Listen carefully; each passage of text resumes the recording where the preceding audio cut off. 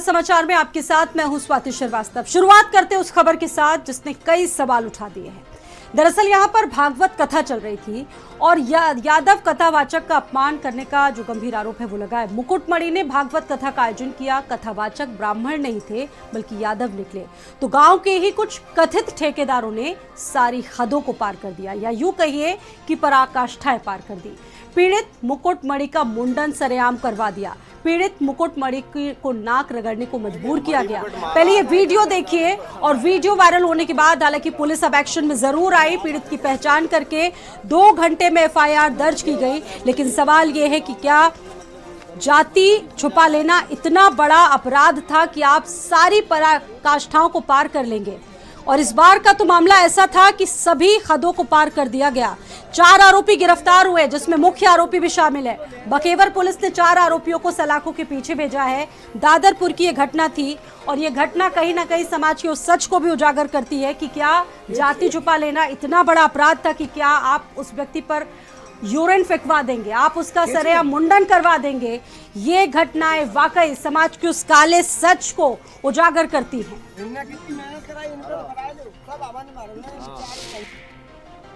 घटना ये हुई सर, उन्होंने हमें इनवाइट किया कथा कहने के लिए। किसने इनवाइट किया था? पप्पू बाबा और एक पाठक जी थे। पप्पू पुजारी वहीं के गांव के हैं, मंदिर बना हुआ, उन लोगों ने इनवाइट किया। जब कथा कहने गए तो गांव के लोगों ने कहा कि ये तो यादव है, हमको बताया। तो हमने कहा नहीं, हम तो यादव हैं। कौन कहता है चमार? बोले कि हमारे गांव के लोगों को वहाँ रिश्तेदारी है। गांव के लोगों ने बताया कि मतलब चमार है। तो हमने कहा पता लगाओ सही ढंग से। तो उन्होंने कहा कि ठीक है, पता लगाया। हमारे बेटे का हमने नंबर दिया तो बेटे का नाम लिख करके आया राज यादव। बोले ठीक है, लेकिन अहिर यहाँ गद्दी में नहीं बैठता, ये यहाँ 103 देरी ब्राह्मणों की है। आपको किसने? तो हमने कहा कि अब उसके लिए तो ये जिम्मेदार, हम क्या करें। उन्होंने बहुत बेइज्जती की, सब लोगों ने मारा पीटा, हमारा मुंडन कर दिया। कथा करने वाला कौन है और कथा कराने वाला कौन है, या कथा कराने वाले किससे करना चाहते हैं, किसको अपना पुरोहित बनाते हैं, किसको कथा कराते हैं, उनका भी अधिकार है। पर इसमें कोई छिपाने जैसा विषय नहीं है। और फिर अगर ऐसा हुआ तो जो शिव मुंडानी घटना आपने बताई है, मुझे लगता है ऐसा नहीं होना चाहिए। और ये चीज़ें और फिर भी इसमें विषय होगा तो जिला प्रशासन अपना काम करेगा। ये वही लोग हैं जो जातिगत मानसिकता से ग्रसित हैं। कोई आदमी अगर कथा पढ़ने का अनुभव प्राप्त कर लेता है, सीख लेता है, तो वो किसी भी जाति और धर्म का हो, उसे पढ़ने का अधिकार होना चाहिए। कुछ ऐसे लोग जो जन्मजात अपना ये अधिकार समझते हैं कि हमारा ही ठेका है, उनकी ये दूषित मनोवृत्ति है। और इस तरह का ये प्रकरण है कि जिसकी जितनी आलोचना की जाए वो कम है। यही सच है। हिंदू धर्म का गंदा स्वरूप, हिंदू धर्म का विवश रूप, हिंदू धर्म का बिगड़ा रूप, अगर वो SC ST OBC वैश्य या क्षत्रिय वर्ग को हिंदू मानते होते तो स्वाभाविक रूप से इस प्रकार का घिनौना कृत्य नहीं करते। धर्म का ठेकेदार इनको हिंदू नहीं मानता ना। अगर यादव को हिंदू मानता होता और यादव बंधु ने अगर कथावाचक किया तो कौन सा पाप किया? उनका स्वागत होना चाहिए। हिंदू सहोदरा सर्वे, सभी हिंदू एक ही माता की संतानें हैं। और संघ यह मानता है कि जातिगत भेदभाव से समाज में एकता नष्ट होती है और यही हमारे पराभूत होने का, गुलाम रहने का बहुत बड़ा कारण था। तो क्या ये भक्ति इतनी पवित्र हो गई है जिस तरीके से चीजें आई सामने, और ये वाकई समाज की एक दूषित सोच का इससे कहा जा सकता है कि इससे खराब उदाहरण क्या होगा? हमारे साथ एक पूरा गेस्ट पैनल इस वक्त हमारे साथ इस डिबेट में जुड़ चुका है। बातचीत करने के लिए संजय सिंह जी मौजूद हैं हमारे साथ, अशोक सिन्हा हमारे साथ मौजूद हैं संघ विचारक, और अशोक यादव हमारे साथ मौजूद हैं प्रवक्ता। आप सभी का इस चर्चा में स्वागत है। और साथ ही साथ ये जो पूरी घटना आप देख रहे होंगे इटावा की, शुरुआत मैं करना चाहूंगी संजय सिंह जी आपसे। क्या भक्ति इतनी अपवित्र हो गई है जो इस तरीके के जो ठेकेदार हैं समाज में वो निकल कर सामने आ रहे हैं? और अगर सर सवाल ये है कि अगर आप ऊंची जात के नहीं हैं तो आपकी भक्ति को भी संदेह के रूप में देखा जाएगा। ये जो घटना इटावा में घटित हुई है इस बात का जीता जागता उदाहरण है। क्या कहेंगे संजय सिंह आप इस घटना को लेकर? देखिए स्वाति जी, पहले तो मैं इस बात को बहुत ज्यादा उस पर मुझे नाराजगी है जिस तरह से समाजवादी के सांसद और ये नेता लोग वहां गए राजनीति पीढ़ी की रोटी सेकने, ये सबसे घोर निंदनीय है। और मैं दूसरी बात एक और कहना चाहता हूं, जो यादव के नाम के लेके एक वितंडावाद इस समय बनाया जा रहा है, शायद इन मूर्खों को ये जानकारी नहीं है, मैं शब्द इस्तेमाल कर रहा हूं, इन मूर्खों को ये जानकारी नहीं है कि यादव समाज का भागवत कथा कहने में सबसे बड़ा योगदान है। अगर भागवत कथा को जन जन तक पहुंचाया है तो यादव समाज के कथावाचकों ने कहा है। वो जो व्यासपीठ होती है उस पर यादव बहुत से लोग बैठते हैं, हमारे कथावाचक है, आदरणीय है, और उनका सम्मान पूरा हिंदू समाज करता है। अब ये घटना क्यों हुई और कुछ बेवकूफ लोगों के चलते आप पूरे हिंदू समाज को कलंकित और दूषित करने का काम कर रहे हैं। ये पीडीए की वो गंदी राजनीति है जो हिंदू समाज में आग लगाना चाहती है। इनको ये शर्म नहीं आती है कि आप अपनी चोरी और ओछी राजनीति के लिए हिंदू समाज को जाति में बांट रहे हैं। मैं फिर कहना चाहता हूं, भागवत कथा का जितना प्रचार प्रसार हमारे यादव समाज के संतों ने किया है, और फिर दूसरी बात, संत की तो कोई जाति नहीं होती है। दूसरी बात, अगर ये जैसा कि आ रहा है मीडिया में, ये जिनका सिर उड़ाया जा रहा है, ये बिल्कुल गलत बात है और उसमें सरकार ने गिरफ्तारी की है। इनको भी अपनी, आपको नहीं लगता सर क्या ये हिंदू समाज की आत्मा पर बहुत गहरा चोट है, बहुत गहरा प्रहार है संजय सिंह जी? और इस मामले में चुप्पी साध लेना एक मौन स्वीकृति को स्वीकार कर लिया जाएगा अगर हम इसमें चुप्पी साध लेते हैं। बिल्कुल नहीं, खुलकर बोलने वाला है नहीं, स्वाति जी, मैं इस पे बोलना चाहता हूँ। देखिए, हमारे हिंदू समाज के लिए संत रविदास सबसे पूज्य हैं, भगवान राम के परम भक्त। किस जाति से आते थे, किस जाति के हैं? तो ऐसा नहीं है कि हिंदू समाज ने सबको स्वीकारा है। संत की कोई जाति नहीं होती है। मैं पहले फिर स्पष्ट कर देना चाहता हूं, संत की कोई जाति नहीं होती है। और रामानंद, जो स्वामी रामानंद थे, उनके शिष्य तो कबीरदास और रविदास ही थे। उन्होंने दलित समाज को गले लगाया था, ब्राह्मण थे। तो आप एक दो मूर्खों के चक्कर में पूरे हिंदू समाज के ऊपर दोषारोपण करने चाहते हैं। ये आपकी बहुत गंदी और घिनौनी राजनीति है। आप पीडीए के नाम पर सत्ता हासिल करने के लिए हिंदू समाज को जाति अशोक यादव की एक प्रतिक्रिया इस पर ले लेंगे। अशोक यादव, ये जो पूरा मामला जिस तरीके से सामने आया है, ज्ञान का सम्मान होना चाहिए, हमारा सवाल ये है। लेकिन इस तरह का जो अपमान सरेआम किया गया है, ऐसी घटनाओं का समाज में क्या स्थान होना चाहिए और कैसी सजा इसमें होनी चाहिए? क्या कहते हैं आप लोग? देखिए स्वाति जी, आपने सही कहा कि ज्ञान का सम्मान होना चाहिए। इसी बात को कबीरदास ने भी कहा था कि जाति ने पूछो साधु की, पूछ लीजिए ज्ञान, मोल करो तलवार की, पड़े रहन दो म्यान। इस बात को समझना चाहिए, हर व्यक्ति को समझना चाहिए। लेकिन इस देश में भारतीय जनता पार्टी और आरएसएस जो हिंदुत्व की बात करती हैं, वो मनुवादी हिंदुत्व की बात करती हैं। लेकिन पीडीए के लोग समझ नहीं पाते इस बात को। मनुवादी हिंदुत्व क्या है? वही है कि ढोल गंवार शूद्र पशुनारी सकल ताड़ना की अधिकारी। ये मनुवादी हिंदुत्व है और भारतीय जनता पार्टी और आरएसएस इसी मनुवादी हिंदुत्व को इस देश में लाना चाहती है। और समाज का जो 85% पीडीए आबादी है, कहीं न कहीं इनके हिंदुत्व के झांसे में आ जाता है, जिसका परिणाम है कि इस तरह से आए दिन इस तरह की वारदातें उसके साथ घटित होती हैं। स्वाति जी, आपको पता होगा 2017 में जब मुख्यमंत्री थे अखिलेश यादव जी, जब उन्होंने सीएम हाउस को छोड़ा था, योगी सरकार ने कितनी निर्लज्जता से गंगा जल से उनके आवास को धुलवाने का काम किया था। तो अब ये सरकार ही जब इस तरह का कर्म प्रधान देश कर रही है, इस तरह की जो स्वीकृतियां है या धर्म की जो ठेकेदारी है, इसका अधिकार क्या किसी को मिला है? चाहे किसी की भी सरकार हो या कोई भी व्यक्ति रहा हो, किसी को भी अधिकार नहीं मिला है जी। स्वाति जी, बिल्कुल आपने सही कहा, किसी को नहीं मिला है। लेकिन जब इस तरह की सोच, कोई अगर सत्ता इस तरह की सोच को प्रश्रय देती है, उसको प्रमोट करती है, तब आप क्या कहेंगी? आप कल्पना कर सकती हैं कि पूर्व मुख्यमंत्री के घर को सिर्फ इसलिए गंगा जल धुलवाया जाता है क्योंकि वो यादव समाज से आते थे, पीडीए समाज से आते थे। पीडीए समाज इस बात को समझ नहीं पाया और लगातार भाजपा की तरफ कहीं न कहीं के हिंदुत्व के सनातन के मकड़जाल में फंस के रह गया। लेकिन आज पीडीए समाज, सर आप लोग इसमें भी राजनीति, आप लोगों ने ये जो एग्जाम्पल दिए है ना, उसमें इसमें भी राजनीति को बीच में ला दिया है। आपने इस घटना का एक बार भी, आपसे मेरी गुजारिश है कि आप इस घटना पर खुलकर बोलिए, क्योंकि शर्म तो इस बात की थी कि जो लोग वहां पर मौजूद थे वो हंस रहे थे, उन पर यूरिन डाला जा रहा था, उनके बाल निकलवाए जा रहे थे। मतलब इतनी विभत्स ये घटना है, शर्मनाक है ये घटना। स्वाति जी, इस घटना को बल कहाँ से मिल रहा है?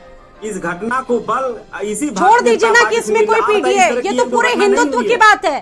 स्वाति जी, स्वाति जी, इस तरह की अनवरत घटनाएं होती आ रही हैं, क्या कभी ये घटनाएं रुकी हैं आज तक? बताइए, अगर सरकार एक बार सख्त एक्शन ले लेती है ऐसे लोगों पर जो समाज में वैमनस्यता फैलाते हैं, ऊंच नीच का भेदभाव फैलाते हैं, इनके ऊपर अगर एक बार एक्शन ढंग से हो जाता है। अच्छा, ये बताइए मुझे, मेरे साथ अशोक सिन्हा जी भी मौजूद हैं इस खबर पर बातचीत करने के लिए, संघ विचारक। सर, अगर गिरफ्तारी हो भी जाएगी, धार्मिक संगठन खुलकर सामने आ भी जाएंगे, तो क्या इतिश्री हो जाएगी, ऐसी घटनाएं रुक जाएंगी? ये जो घटना इटावा में घटित हुई है, क्या कहेंगे आप? स्वाति जी, सबसे पहले तो मेरे नाम के आगे से संघ विचारक शब्द हटाइए। संघ में कोई विचारक नहीं होता, नेता नहीं होता। मैं एक स्वयंसेवक हूँ और स्वयंसेवक के नाते मैं आपसे निवेदन कर रहा हूँ कि यदि ये घटना बिल्कुल सही है और इसमें किसी प्रकार की कोई राजनीति नहीं है, तो यह घोर निंदनीय है। इस घटना की निंदा की जानी चाहिए और यह इस पर राजनीति भी नहीं करनी चाहिए, क्योंकि यह समाज को तोड़ने वाली घटना है। और राष्ट्रीय स्वयंसेवक संघ शुरू से ही जाति प्रथा के खिलाफ है। जाति का जो प्रचलन है, यह हिंदू समाज को बांटने का काम करता है और इसके कारण से ही हिंदू समाज 1200 वर्षों तक गुलाम रहा है। और जिस जाति व्यवस्था को हम समाप्त करने के पीछे लगे हैं, संघ ने उसको नाम दिया है सामाजिक समरसता। और इसी प्रयास के कारण से 100 वर्ष पूरे होने पर जो हम कार्यक्रम पूरे देश में चला रहे हैं, उसमें सामाजिक समरसता सबसे प्रथम नंबर पर है। और हम घर घर जाकर के कह रहे हैं कि सभी समाज के लोग, सब यत पिंडे तत् ब्रह्मांडे, सभी के अंदर एक ही डीएनए है, एक ही खून है और हम सब एक ही माता की संतानें हैं। तो यह घटना इस दृष्टि से निंदनीय है। मगर राजनीति के लोग अगर इस पे राजनीति जातिवाद करके कर रहे हैं या उससे वोट लेना चाहते हैं, तो ये उससे बड़ा निंदनीय कार्य है। इस पर भी बहुत ध्यान देना चाहिए कि जो लोग इस पर राजनीति कर रहे हैं वह और निंदा के पात्र हैं। तो जहां तक समाज में स्थिति है, आप देखिए कि रामायण किसने लिखा? वाल्मीकि जी ने लिखा। महाभारत किसने लिखा? वह अपने वेद व्यास जी ने लिखा। तो क्या सभी लोग हिंदू होने पर गर्व करते हैं रामायण और महाभारत पढ़ के? तो यह मोहन भागवत जी भी यही मानते हैं कि मंदिर, जलाशय, शमशान या जितनी भी सार्वजनिक जगह है, वहां पर सबका अधिकार है, सभी वहां पर जा सकते हैं। और अगर इस तरह की दूषित चीजें आ गई हैं सामने, तो इनकी खुलकर मुखालफत करनी होगी। ये वीडियो इस बात का तस्दीक करता है कि ये जात के नाम पर जिस तरीके से एक लक्ष्मण रेखा खींच दी गई, आखिरकार धर्म के इन कथित ठेकेदारों को अधिकार किसने दिया? संजय सिंह जी।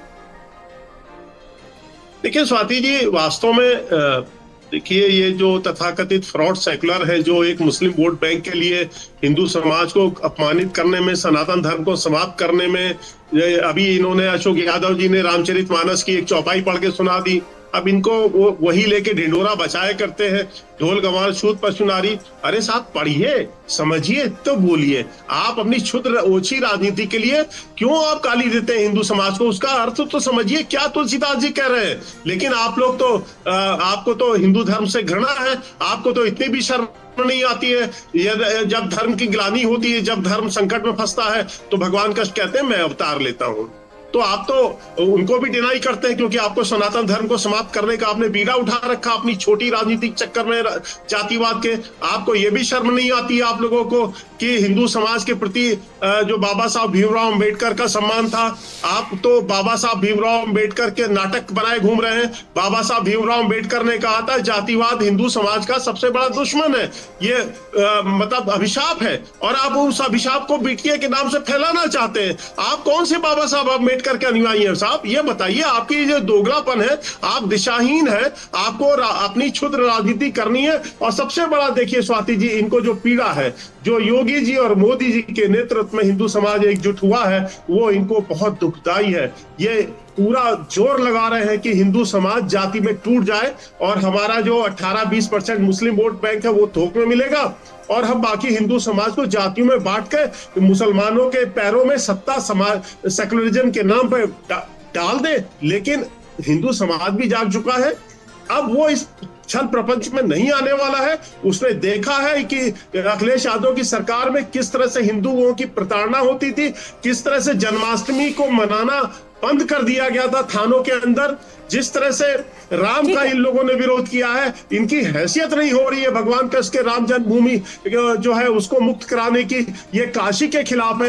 ये कौन से हिंदू है? भगवान राम का जब जिक्र कर दिया है तो भाई भगवान राम की ही बात करें तो भगवान राम ने भी सबरी जी के झूठे बेर खाए थे अशोक सिन्हा। अब ये गाली दे रहे हैं, वो चौपाई सुना के भगवान राम को गाली दे रहे हैं, तुलसीदास जी को गाली दे रहे हैं। अशोक सिन्हा ये इनको शर्म नहीं आती है? भगवान राम से बड़ा सामाजिक न्याय का पुरोधा नहीं मिलेगा। किस तरह से आपने बिल्कुल सही प्रकरण छेड़ दिया है। सबरी और गीधराज जटायु जो सबसे निकृष्ट जीव माना जाता है उसको अपने पिता तुल्य माना है। और सुनिए, आप तो सशक्त के पीछे घूमते हैं, आप सीखिए राम से। ठीक है, अशोक यादव जी जवाब देना चाहते हैं। एक मिनट उनकी भी बात यहाँ नहीं उतनी ही जरूरी है जितनी आपकी जरूरी है सर। ठीक है, आप अपनी बात कंप्लीट कीजिए 10 सेकंड में, उसके बाद अशोक यादव जी इनको अपनी बात कंप्लीट करने दीजिए। जी मैं दूसरी बात ये कहना चाहता हूँ, इनके पॉइंट सुन लीजिए, उसके बाद आप जवाब दीजिएगा। ये कुछ भी हो जाता है भाजपा संघ को। अरे वो जो जिन्होंने किया, क्या वो भाजपा ये संघी है? ठीक है, इन्होंने जो पॉइंट्स उठाए हैं पॉइंट टू पॉइंट चीजें उठाई हैं, और ये जो स्वामी प्रसाद मौर्य ने जिस चौपाई का यहाँ पर जिक्र किया, जरा उसको भी आप क्लैरिफाई करने की कोशिश कीजिएगा कि वो आखिरकार यहाँ पर कैसे आ गए। अशोक यादव जी आयतें पढ़ाइए, सुनाइए, जरा हिम्मत है आपकी। और कोशिश कीजिएगा कि इससे राजनीति को बहुत दूर रखें, राजनीति को बहुत दूर रखें इससे। ठीक है अशोक जी, अब अशोक जी को जवाब देने दीजिए, अशोक जी को जवाब देने दीजिए, अशोक जी को जवाब देने दीजिए सर। संजय सिंह जी कंप्लीट हो गया आपका, अब अशोक जी को जवाब देने दीजिए। अशोक जी प्लीज ऑडियो डाउन करिए, दिखाइए आप जरा। उनकी ऑडियो डाउन करिए, बंद नहीं होती है, एक बार शुरू हो जाते हैं। उनकी ऑडियो डाउन करिए, टेप रिकॉर्डर है, एक बार ऑन हो जाती है बंद नहीं होती। बहुत बेचैनी होगी, उनकी ऑडियो डाउन करिए। आप असली आप भगवान की उनकी ऑडियो डाउन करिए, टेप रिकॉर्डर है। अशोक जी होते तो धर्म का विरोध नहीं करते। आप अरे लगातार क्यों चिल्ला रहे भैया? नहीं करते। स्वाति जी की ऑडियो डाउन करिए।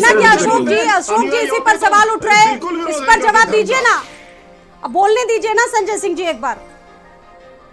देखिए स्वाति जी, भारतीय जनता पार्टी राम को मानती है लेकिन राम की नहीं मानती। भगवान राम की कोई एक सिंगल आदर्श लोग नहीं अपने जीवन में उकेरना चाहते हैं। भगवान राम की बात करते हैं, भगवान राम के नाम को बेचते हैं लोग। आप ये बताइए, हम लोग कहते हैं, लगातार कहते आ रहे हैं कि पीडीए एक चुनावी हिंदू इनके लिए है। जब चुनाव आता है तो पीडीए को हिंदू बना लेते हैं, जैसे चुनाव होता है खत्म होता है, सत्ता पा जाते हैं, पीडीए के लोगों को शोषण करना शुरू करते हैं। अभी एटा में कल 22 तारीख को दलित समाज की बारात जा रही थी, ठाकुर समाज के लोगों ने उस बारात को घेर करके पीटा। क्या किसी की गिरफ्तारी हुई? किसी के खिलाफ कोई एक्शन हुआ? ऐसे देखिए, इस तरह की लगातार वारदातें होती हैं स्वाति जी। जो पीडीए समाज के ऊपर इस तरह का लगातार हमले होते हैं, उत्पीड़न करने वाले भी भाजपा देने वाले भी भाजपाई, और इस घटना को प्रमोट करने वाले भी भाजपाई। पीडीए समाज के चाहे हरिजन हो, चाहे किसी भी जाति का हो, अगर वो पीडीए समाज का व्यक्ति है, अगर उसके साथ इस तरह की लगातार वारदातें क्यों हो रही? सवाल तो ये बनता है ना। योगी सरकार के दूसरा कार्यकाल 8 साल हो गए, लेकिन इस तरह घटनाओं में कभी कमी नहीं आई स्वाति जी। इसका मतलब ये है कि सरकार, ये स्टेट स्पॉन्सर्ड इस तरह का जो शोषण हो रहा है, इस शोषण को भाजपा आरएसएस प्रमोट करवा रही है। के मंच पर जहर किसने फैलाया और किसने परमिशन दी, ये सवाल है।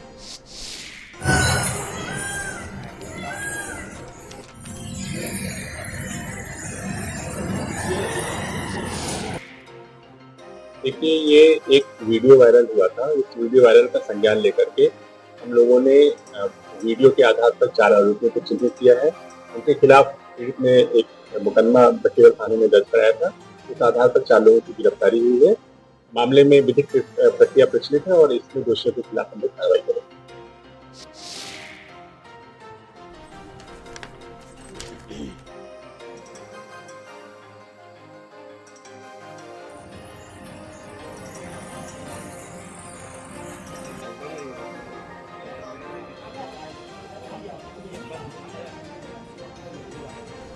और देखिए, ये जो चीजें जिस तरीके से हो रही हैं, इस पर बहुत सारे सवाल है। ज्ञान का सम्मान होना चाहिए, और आखिरकार ठेकेदारों ने जिस तरीके से ये जो प्रथाएं बनाकर रख दी है, आखिरकार सवाल बहुत सारे इस पर कि आखिरकार इनको परमिशन किसने दी।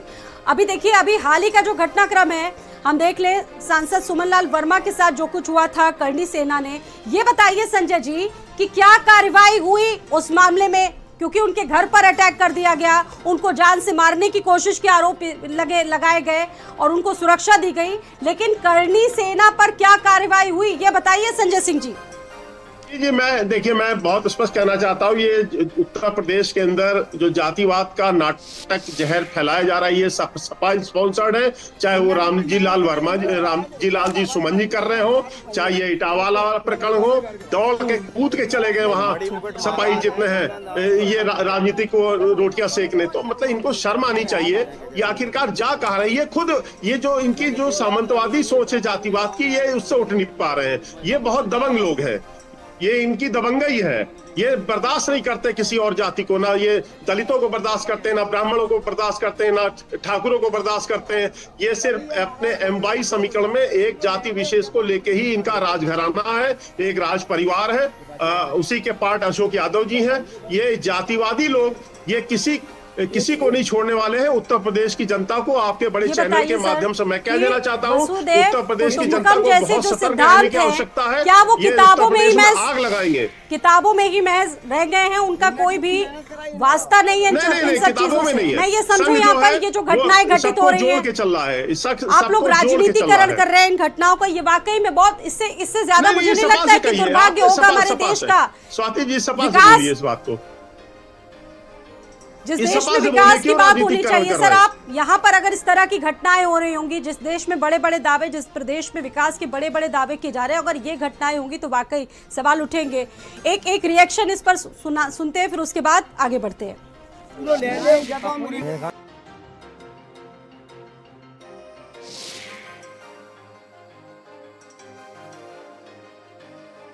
देखिए, और ये वीडियो वाकई में समाज की उस गहरी ठेकेदारी प्रथा पर सवाल उठाता है, और सवाल ये भी उठाता है कि क्या अगर कोई व्यक्ति कथावाचक है, अगर वो कथा कर रहा है, तो क्या उसको धर्म बताना जरूरी होगा। बातचीत करने के लिए हमारे साथ खास मेहमान जुड़े हुए हैं, अशोक यादव हमारे साथ जुड़े हुए हैं। अशोक यादव जी, अभी मैंने यहाँ पर, माफ कीजिएगा, अशोक सिन्हा जी हमारे साथ यहाँ पर मौजूद है। अशोक सिन्हा जी, जो बात अभी मैंने जिक्र किया, वसुदैव कुटुंबकम की बात होती है हमारे देश में, हमारा देश कर्म प्रधान देश कहा जाता है, यहाँ पर कोई भी वर्ण व्यवस्था वाली बात नहीं है। मतलब इससे पहले भी जितने सारे एग्जाम्पल्स हैं, वो भले ही किसी जाति या किसी भी धर्म से आते हो, उनकी बातों को, उनकी शिक्षाओं को लोगों ने अपने आप में एक तरह से अपने आप में धारण किया है। और अगर ये घटनाएं होती है तो आपको नहीं लगता है कि ये एक पूरी हिंदू जाति के लिए कलंक है? इस भागवत कथा की बात में ये घटना घटी है, जहां हो रहा था भागवत कथा, उस भागवत को और महाभारत को लिखने वाले स्वयं वेदव्यास मुनि हैं। और वेदव्यास स्वयं एक पिछड़ी जाति से आते थे, अगर उनके उस समय जाति रही होगी तो। मगर कर्म से हमारे यहाँ माना गया है कि कर्म के आधार पर कोई भी व्यक्ति जितना योग्य है वह उसको भूमिका मिलनी चाहिए।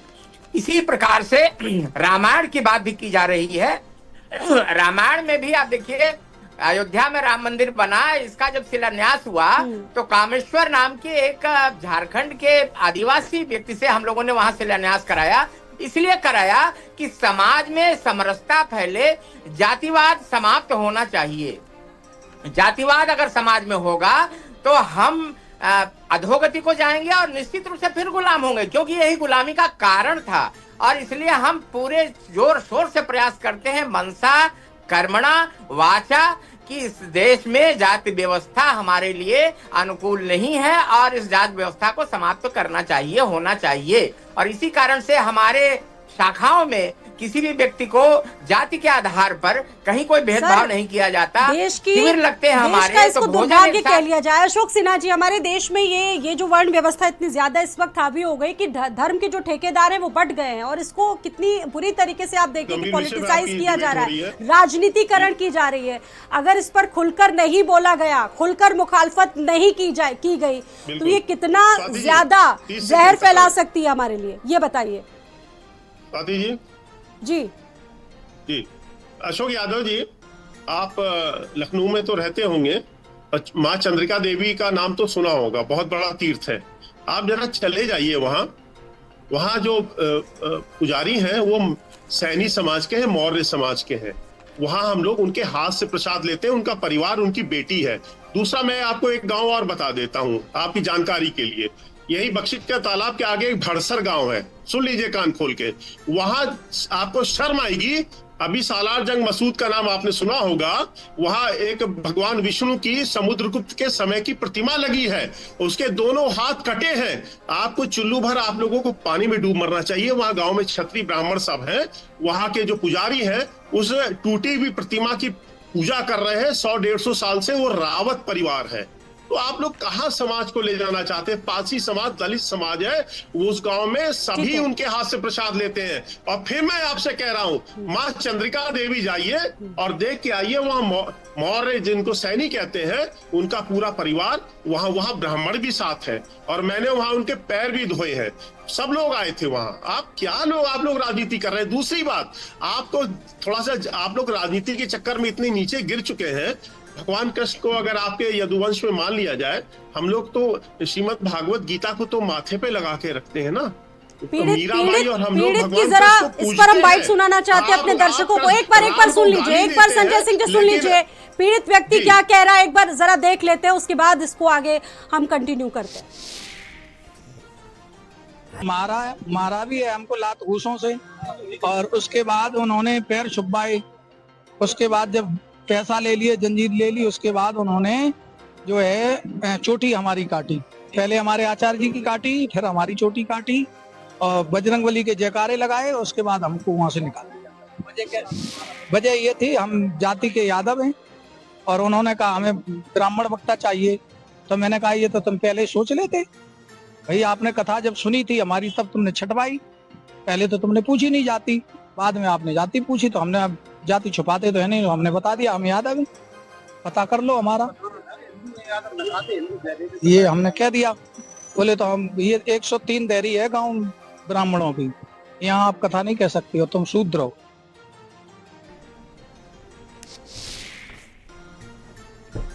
ये एक वीडियो वायरल हुआ था। इस वीडियो वायरल का संज्ञान लेकर के हम लोगों ने वीडियो के आधार पर 4 आरोपियों को चिन्हित किया है। उनके खिलाफ पीड़ित ने एक मुकदमा बखेड़ा थाने में दर्ज कराया था। इस आधार पर 4 लोगों की गिरफ्तारी हुई है। मामले में विधिक प्रक्रिया प्रचलित है और इसमें दोषियों के खिलाफ हम लोग कार्रवाई करेंगे।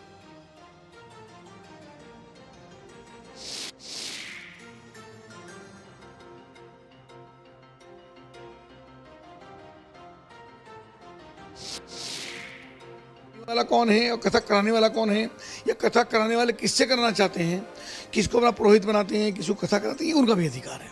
पर इसमें कोई छिपाने जैसा विषय नहीं है। और फिर अगर ऐसा हुआ तो जो शिव मुंडानी घटना आपने बताई है, मुझे लगता है ऐसा नहीं होना चाहिए। और ये चीज़ें, और फिर भी इसमें विषय होगा तो जिला प्रशासन अपना काम करेगा। ये वही लोग हैं जो जातिगत मानसिकता से ग्रसित हैं। कोई आदमी अगर कथा पढ़ने का अनुभव प्राप्त कर लेता है, सीख लेता है, तो वो किसी भी जाति और धर्म का हो, उसे पढ़ने का अधिकार होना चाहिए। कुछ ऐसे लोग जो जन्मजात अपना ये अधिकार समझते हैं कि हमारा ही ठेका है, उनकी ये दूषित मनोवृत्ति है। और इस तरह का ये प्रकरण है कि जिसकी जितनी आलोचना की जाए वो कम है। यही सच है। हिंदू धर्म का गंदा स्वरूप, हिंदू धर्म का विवश रूप, हिंदू धर्म का बिगड़ा रूप, अगर वो SC ST OBC वैश्य या क्षत्रिय वर्ग को हिंदू मानते होते तो स्वाभाविक रूप से इस प्रकार का घिनौना कृत्य नहीं करते। धर्म का ठेकेदार इनको हिंदू नहीं मानता ना। अगर यादव को हिंदू मानता होता और यादव बंधु ने अगर कथावाचक किया तो कौन सा पाप किया? उनका स्वागत होना चाहिए। हिंदू सहोदरा सर्वे, सभी हिंदू एक ही माता की संतानें हैं, और संघ यह मानता है कि जातिगत भेदभाव से समाज में एकता नष्ट होती है, और यही हमारे पराभूत होने का, गुलाम रहने का बहुत बड़ा कारण था। तो ये खबर आपने देखी, इटावा से मामला जो आया जिसने वाकई में चौंकाया, और एक सवाल भी इसने छोड़ दिया है कि आखिरकार ये विशेषाधिकार इन तथाकथित समाज के ठेकेदारों को दिया किसने। फिलहाल बढ़ते आगे, और आप सभी का बहुत बहुत धन्यवाद जुड़ने के लिए। दिल्ली से एक और बड़ी खबर सामने आ रही है। हरियाणा